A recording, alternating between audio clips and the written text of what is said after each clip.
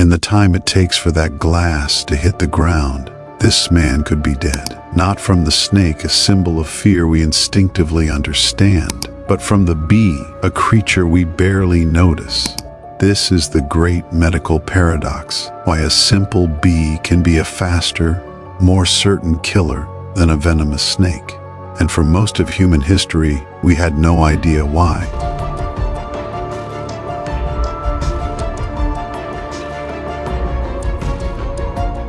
This is not a simple biology lesson. This is the story of a forgotten epidemic, a silent, decentralized killer that struck without pattern or warning. It's a medical detective story that begins with pharaohs and curses and ends in a high-stakes race against our own bodies. A story that solved one of humanity's oldest mysteries, sudden, inexplicable death. For millennia, death by insect sting was a terrifying, unsolvable riddle. The Roman naturalist Pliny the Elder wrote of strange fatalities from wasp stings. But the most famous account takes us to the very dawn of recorded history, the death of Pharaoh Menes of Egypt, around 3000 BC. Ancient historians claimed Menes was killed by a wasp, a story that endured because it made a brutal kind of sense. A great king felled not in battle but by a tiny winged insect. It wasn't seen as biology, it was a curse, the wrath of the gods.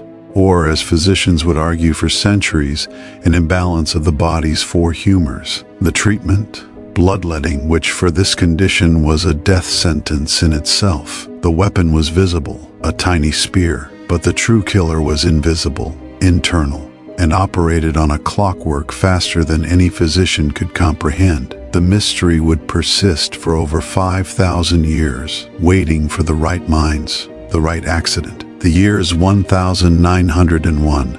The place, the Mediterranean Sea, aboard the royal yacht of Prince Albert I of Monaco. Two French scientists are on a mission of pure, basic science. Their goal? To study the toxins of sea creatures. They are searching for a therapeutic dose, a level that might inoculate. They are not looking for a new kind of death. What happened next defied all logic. A dog, which had tolerated a first small dose of toxin, reacted with catastrophic violence to a second, even smaller one. It vomited, convulsed, and died in minutes. Richer was horrified and fascinated.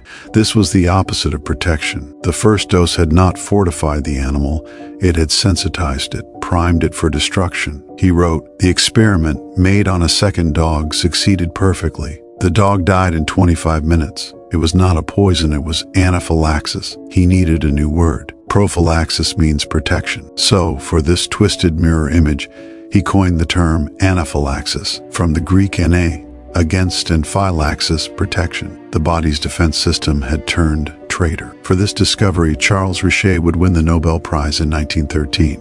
The mechanism was named, the phenomenon was identified, but the how, the precise biological betrayal, that was a war waiting to be mapped on a cellular level. For most people, a bee venom protein is nothing, cleared away by the immune system's benign patrols.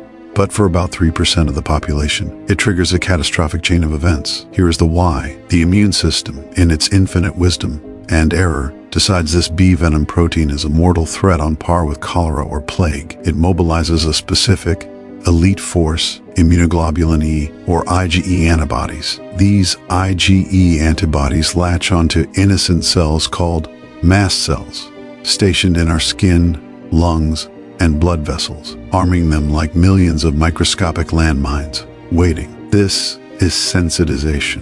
The first sting primes the system. The body is now booby-trapped against itself.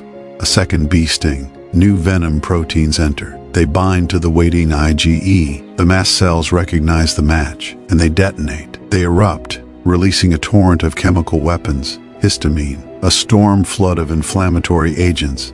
Histamine makes capillaries dilate wildly, and blood pressure plummets. It forces fluid into tissues, causing swelling that closes the throat and tongue. It constricts the airways until breathing stops. The heart races, then falters. This isn't a poison slowly spreading. This is your own military, given faulty intelligence, launching every weapon it has inside your own capital city. The snake's venom takes hours to break down tissue. Anaphylaxis does it in minutes by turning your circulatory and respiratory systems against you. Understanding anaphylaxis. was one thing. Defeating its speed was another. For decades, treatment was clumsy, slow. A doctor's syringe, a vial of epinephrine, hope that someone skilled was nearby. The very speed of the reaction was its greatest weapon. Then came the EpiPen. It wasn't just a new device. It was a paradigm shift. It was democratized survival. Epinephrine is the physiological antidote.